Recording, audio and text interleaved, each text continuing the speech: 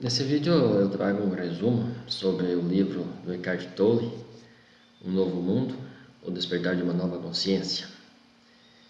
Ele pode ser bastante útil para quem tem algum problema no passado e que vive o presente muito derivado desse problema, como uma ansiedade, como uma insegurança, como uma desvalorização de si, baixa autoestima, como é dita, ou mesmo uma depressão. Qualquer problema que você tenha muito sério, que tenha vivido, mesmo que seja muito antigo, pode provocar uma mudança no teu comportamento mental e isso ficar fazendo parte da tua identidade, da personalidade que você tem hoje, te desconectando do seu ser interior, que seria algo traduzido como a nossa própria consciência hoje em dia.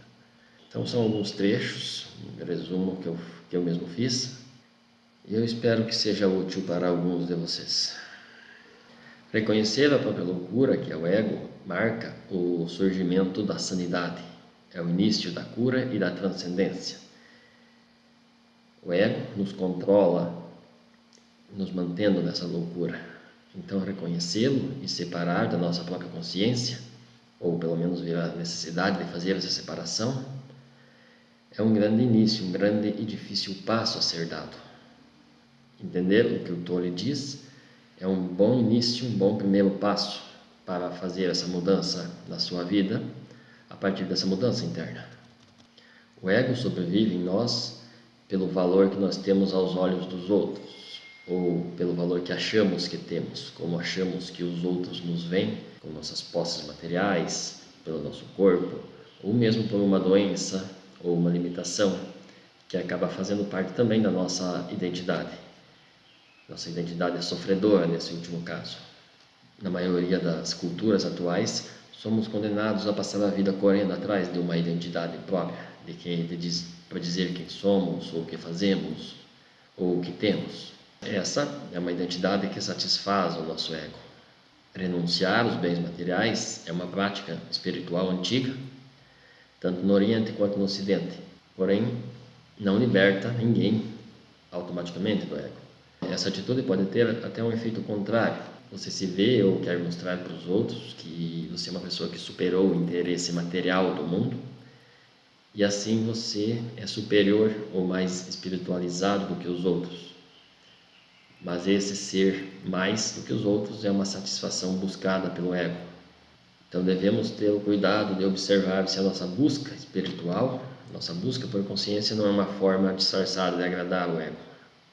Quando a voz na nossa cabeça compulsiva, que não para de falar, com pensamentos incessantes, quando essa voz absorve nossa atenção, estamos identificados com essa voz do ego e com a emoção que acompanha essa voz, essa fala. Raiva, medo, frustração, culpa, vitimização. Nosso ego adora reclamar e ser recente, não só de pessoas, como também de situações. E muitas vezes fica muito claro que o ego não quer que nada se modifique para poder continuar se queixando. Assim, muitas pessoas acabam ficando na espera da próxima coisa que vai acontecer para ela poder se queixar novamente. E não demora muito para que essa coisa surja. No caso dessas pessoas que têm um ego de vitimização, se ninguém deseja ouvir a sua triste história, ninguém deseja ouvir a sua queixa, ela pode continuar contando essa história para si mesma inúmeras vezes, mentalmente, para poder continuar sentindo pena de si mesma. O seu ego cresce ainda mais porque ela tem um ego de uma pessoa que não está sendo tratada com justiça, pela vida, pelos outros, pelo destino ou por Deus. Seja lá quem ela culpe, existe alguém que não é ela, que deve ser responsabilizado pelo seu sofrimento.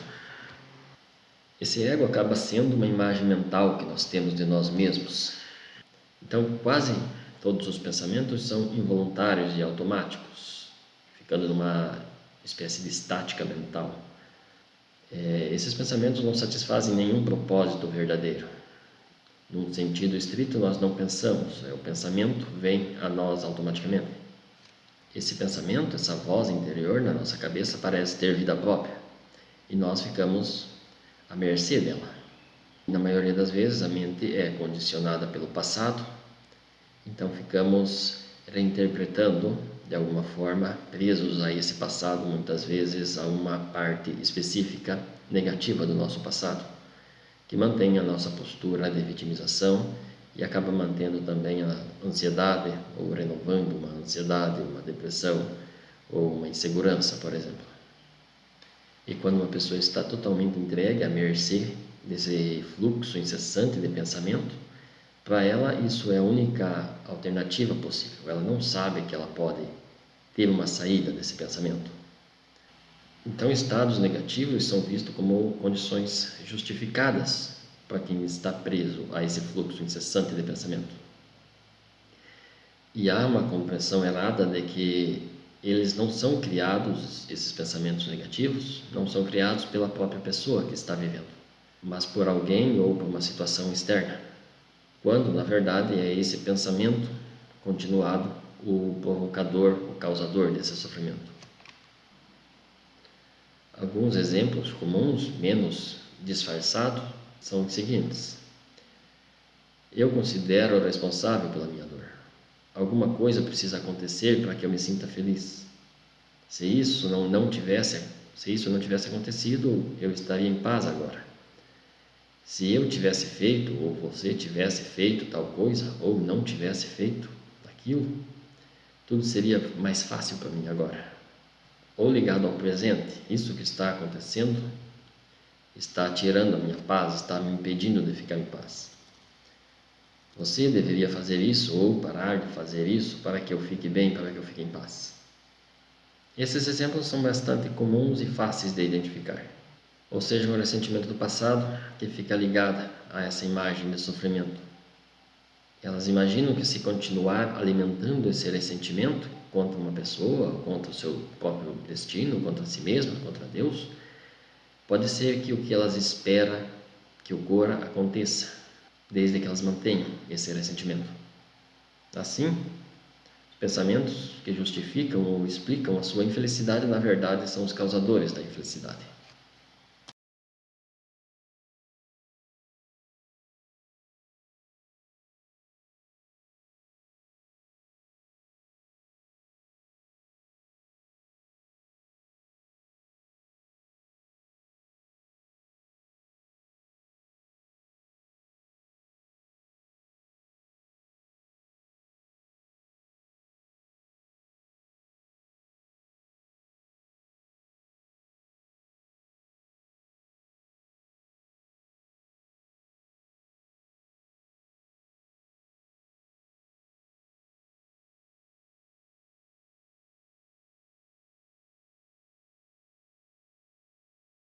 Então as pessoas podem ficar chocadas em saber, inicialmente, e têm dificuldade em assumir, admitir que há alguma coisa dentro delas que busca a negatividade, que busca a infelicidade. Mas depois que a infelicidade assume o controle, ela não só quer continuar sofrendo, como quer infligir sofrimento nas outras pessoas. Assim, esse sofrimento nas outras pessoas vai alimentar o próprio sofrimento delas, pela reação negativa que as outras pessoas terão. Às vezes, pessoas com o que o Tolle chama de corpo de dor, pessoas que estão muito ligadas a esse sofrimento, elas se tornam ativistas, se reúnem em grupos para lutar por uma causa. Então o lema que elas defendem pode ter até seu valor e a princípio elas podem até ser bem-sucedidas no que estão fazendo. Mas a atuação dessa energia negativa presente nelas continua fluindo no que elas dizem e fazem, com a sua inconsciente necessidade de criar inimigos, de criar conflitos e de produzir uma oposição que fica crescente à sua causa. Elas costumam, inclusive, fazer desafetos dentro dessa própria organização, dentro dessa reunião, porque não importa onde estejam, elas acham um motivo para se sentir mal. E isso é muito mais fácil quando convive com outras pessoas que também têm essa mente sofredora dominando. Cedo ou tarde, essa coletividade entrará em conflito com outras coletividades também, porque buscam inconscientemente um desentendimento e precisa da oposição para definir os seus limites. e a identidade dessa própria organização. Assim, eles chegam ao que eles procuram, que é ter mais sofrimento individual, ou seja, o que o ego de cada um deles procura. Nessa altura, eles podem despertar e compreender até que esse grupo tem um forte componente de insanidade. Logicamente, não vai se mudar esse grupo. Essa mudança é individual e cada um deve buscar dentro de si mesmo. Uma solução rápida seria se afastar desse grupo para iniciar essa mudança interna. A história do comunismo, por exemplo, que é inspirado por ideias nobres originalmente, ilustra com clareza o que acontece quando pessoas tentam alterar a realidade externa, criar um novo modelo do mundo sem realizar nenhuma modificação na sua realidade interior, no seu estado de consciência. Elas fazem planos sem levar em conta o modelo de distúrbio que todo ser humano traz dentro de si, que é o ego. A consciência é o poder oculto dentro do momento presente. É por isso que podemos chamá-la de presença. Só ela consegue desfazer o passado em nós e transformar nosso estado de consciência. Os padrões egóicos começam a se dissolver quando não colocamos resistência internamente a ele. Quer dizer, quando nos permitimos sentir raiva sem se martirizar por ter sido dominado de novo por aquele pensamento, por aquela compulsão pensante. Se martirizar, se sentir mal por ter deixado a sua mente viajar nos pensamentos novamente, reforça ainda mais o ego, pois o ego gosta quando você se sente mal a respeito de si mesmo. Então, quando esse pensamento surge, não significa que há alguma coisa errada, porque o ego sempre vai voltar, sempre vai tentar dominar novamente. Quando você se permite, quando você aceita esse sentimento negativo e sabe que ele é temporário, você está assumindo a responsabilidade pelo seu sentimento interior. Ele está ali, mas está de certa forma sob controle. Nós somos a luz da presença, a consciência de que somos mais importantes, mais profundos do que quaisquer pensamentos e emoções. A decisão de converter o momento presente, o agora, em nosso amigo é o fim do ego, ou pelo menos o início do fim do ego. Para o ego é impossível estar alinhado no momento presente, isso é, com a vida acontecendo agora, pois a natureza dele leva ele a ignorar e desvalorizar o momento agora, ou resistir a esse momento. Assim, esses pensamentos que cultivamos inconscientemente quase sempre expressam preocupação com o passado ou com o futuro, medo, ansiedade, expectativa, arrependimento, culpa, raiva. São disfunções de estados de consciência atadas ao tempo.